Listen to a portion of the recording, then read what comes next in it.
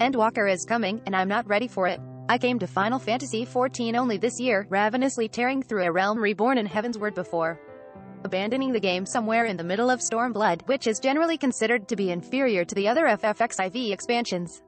Then news of a new expansion hit, rekindling my desire to restart my journey, hopefully finishing in time for Endwalker's launch.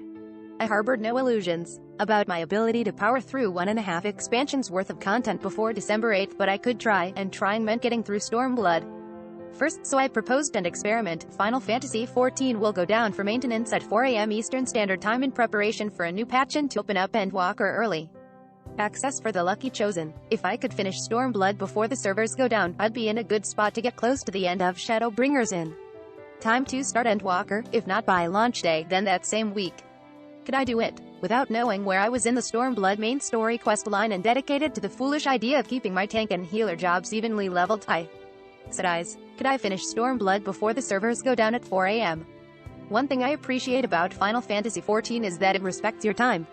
If you want to play multiple classes in other MMOs, like World of Warcraft, you have to level different characters for each class, often forcing you to repeat content.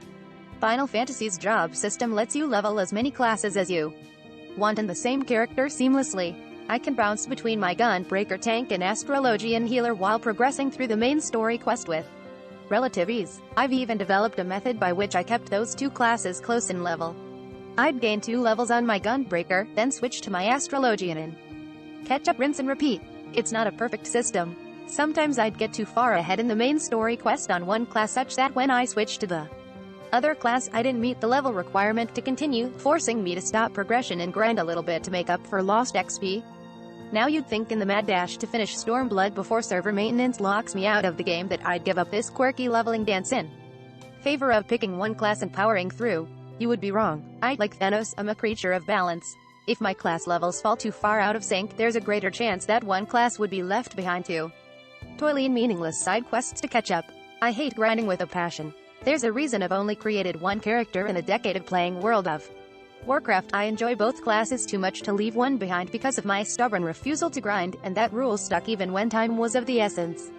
At around midnight, I had about 700,000 XP to go to even out my class levels and unlock the next main story quest.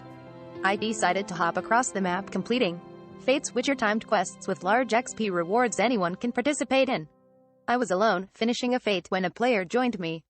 I didn't catch their name, but when we finished the Fate they performed the kiss emote in thanks.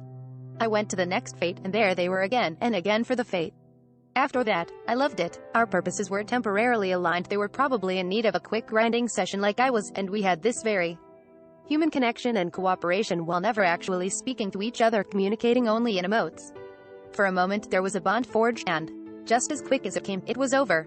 Most of my MMO playing life has been dedicated to being a damage dealer because I didn't think I was capable of handling the responsibility that comes with being a tank or a healer. You can generally muddle through with a bad damage dealer, but if the tank or healer sucks, it's game over.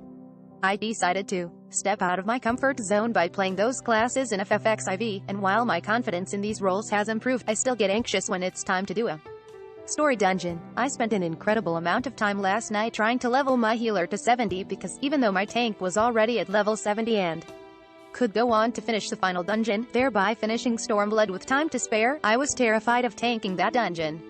The dungeon's single boss fight was so complex with so many mechanics to remember and watch out for that I thought there was no way I'd get through it without killing the party. Wasting precious time. I spent a lot of time I couldn't really afford to spare getting my healer to 70 so I could do the much easier but still incredibly stressful job of healing. For a moment there was a bond forged, and just as quick as it came, it was over. I reached 70 on my healer by 3 a.m. The servers go down in an hour. I'm bleary-eyed and hunched over my keyboard, but I made it. Once I finish this dungeon, I'm done, and that should be a quick task because while damage dealers have to wait exceedingly long times to get into a dungeon, healers don't, as they are generally in higher demand with a lower supply. I entered the queue, and I waited. And waited. Oh shit. What I thought would be an instantaneous queue stretched on and on because my dumb, sleep-deprived ass didn't realize that most people still playing Final Fantasy XIV an hour before server maintenance probably have better things to do than queuing for a dungeon from an expansion ago. I waited 20 minutes, an unimaginable amount of time as a healer, thinking that my quest to finish Stormblood before time ran out would end here in failure. Of course, I could come back after maintenance and try again, but I was disappointed because I had come so close to achieving my absolutely bonkers goal. I looked away to tweet my failure, my hand moving toward the escape button as I finished so I could log out in shame. I almost missed the duty commenced box, letting me know the party was full and the dungeon awaited. I very nearly clicked withdraw in surprise. Turns out, my fears about this dungeon were unfounded. My group made light work of the boss, Shinryu, with barely a scratch, let alone a death.